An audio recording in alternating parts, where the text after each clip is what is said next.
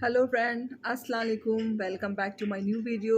दिलकश daily blog में आपका दिल से वेलकम है। तो कैसे हैं फ्रेंड? उम्मीद करती हूँ आप सब बहुत अच्छे होंगे। अल्हम्दुलिल्लाह मैं भी ठीक हूँ और मेरी फैमिली भी ठीक है। तो फ्रेंड, आज मैं आपको अपनी लाइफ की एक ऐसी स्टोरी सुनाने वाली हूँ जिसे सुनकर हो सकता है आपके भी आंखों में थोड़े से आंसू आ जाएं, आपकी भी आंखों में नमी आ जाए। ये स्टोरी है ही ऐसी, मैंने बताने के लिए इसलिए ज़रूरी समझा क्योंकि इससे आप लोगों को बहुत कुछ सीखने को, जानने को मिल जाएगा। अगर आप मेरी तरह इस तरह की कंडीशन में फंस जाते हैं तो आपको भी पता हो जाएगा कि कैसे क्या करना चाहिए। तो इस वीडियो को पूरा देखिएगा और वीडियो देखने से पहले चैनल को सब्सक्राइब भी करिएगा। तो फ्रेंड, आज से 4 से 5 साल पहले की बात मैं बता रही हूँ। मेरा दारिम उस टाइम करीब 5 साल का था और मेरे कज़िन की इंगेजमेंट थी, तो हम लोग वहाँ गए हुए थे। तो इंगेजमेंट से हम लोग वापस आ रहे थे। तो फ्राइडे का दिन था और मेरे घर की गली जो है वो बहुत पतली है।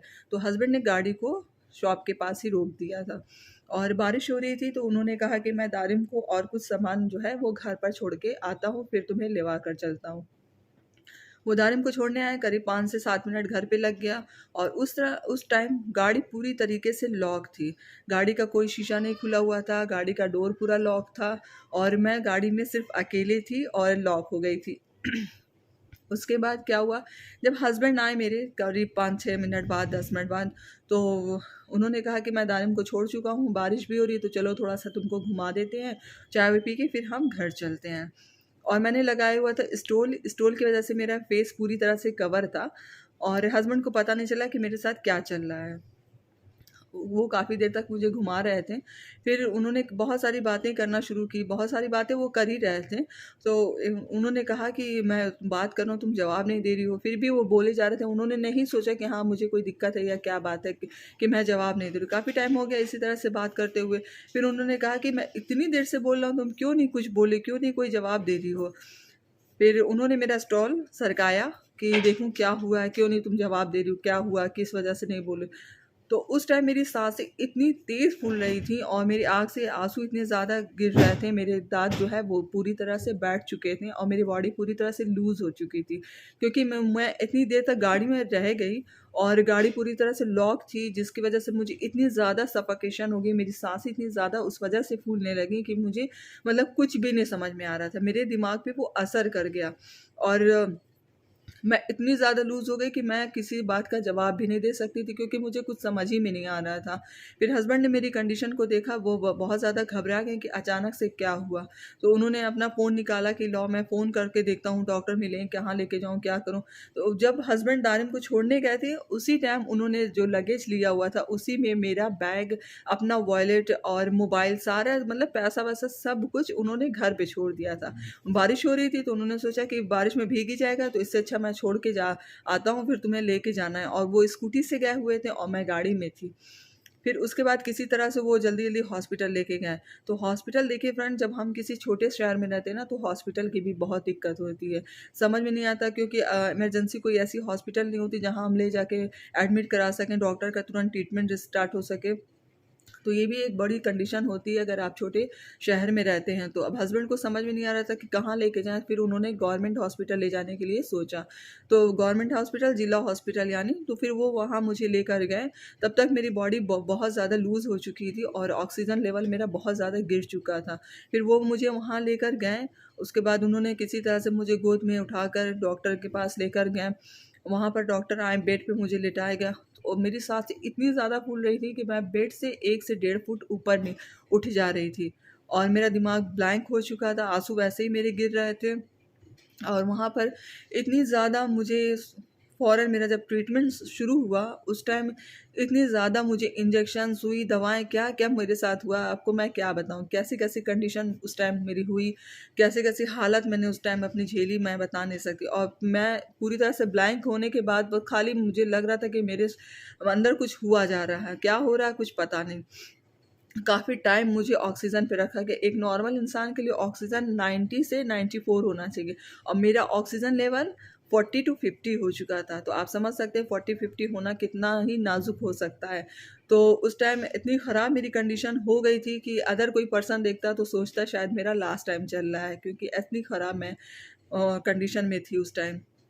काफ़ी वक्त लगा। फिर हस्बैंड ने फ़ोन के लिए सोचा किसी से फ़ोन लेकर बात करूं, तो वहाँ पर कोई फ़ोन देने के लिए तैयार नहीं था। बहुत मुश्किल से एक आदमी ने फ़ोन दिया, तब हस्बैंड ने फ़ोन लिया और पापा के पास फ़ोन किया। फिर पापा को इन्फॉर्म किया कि ऐसी ऐसी बात हो गई है। तब फिर मेरे देवर, पापा सब लोग आए हॉस्पिटल मुझे देखने के लिए।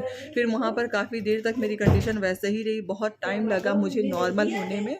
फिर नॉर्मल होने के बाद फिर मुझे दूसरे हॉस्पिटल ले जाया गया कि वहाँ पर मुझे दिखाया जाए, क्योंकि यहाँ पर बहुत ज़्यादा तो फ़ायदा नहीं है किसी और अच्छे डॉक्टर को। वहाँ पर भी मेरी कंडीशन बहुत ही ख़राब चल रही थी। डॉक्टर मुझसे इतने सारे सवाल कर रहे थे, लेकिन मैं किसी सवाल का जवाब नहीं दे पा रही थी, क्योंकि मैं बिल्कुल भी ब्लाइंक थी।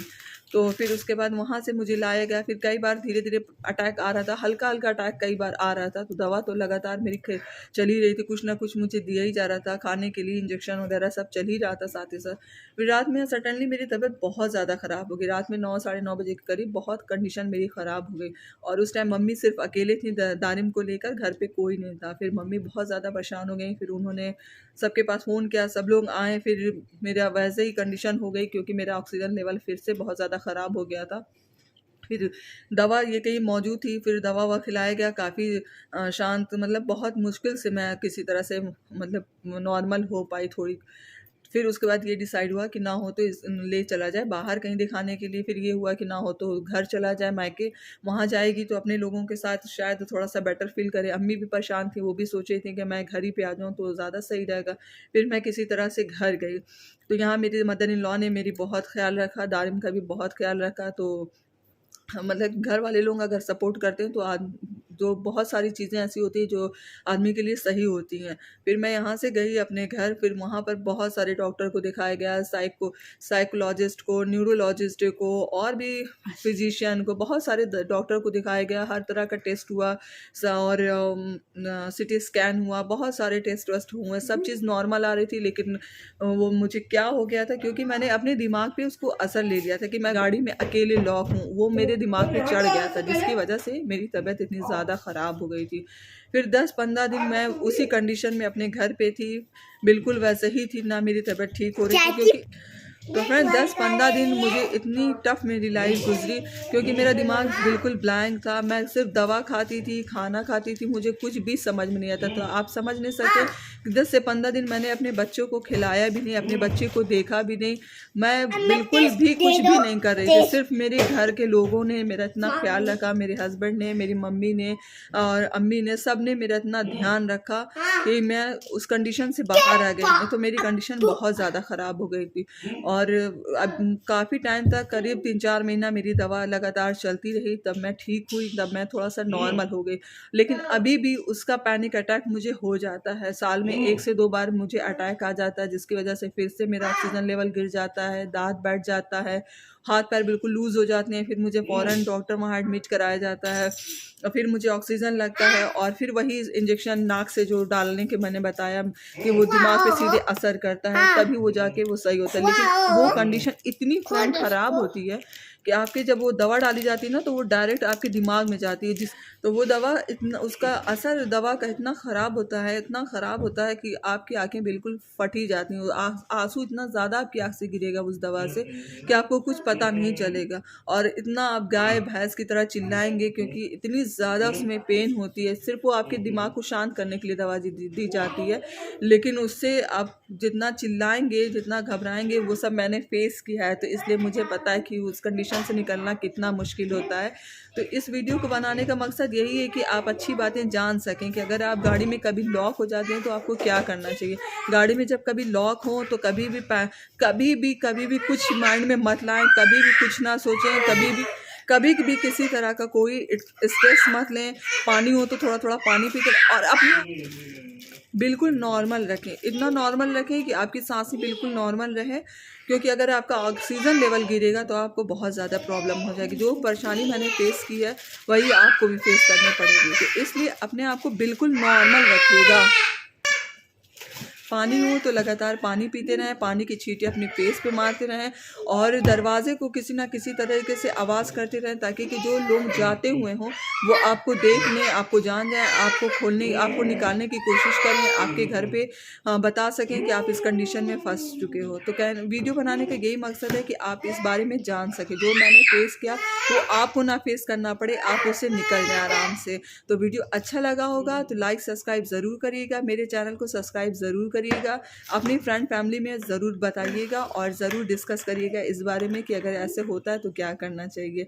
तो अपने प्यारे प्यारे कमेंट से ज़रूर बताइएगा कि वीडियो कैसा लगा। तो बाय बाय, अल्लाह हाफिज़, नेक्स्ट व्लॉग में जल्दी मिलेंगे।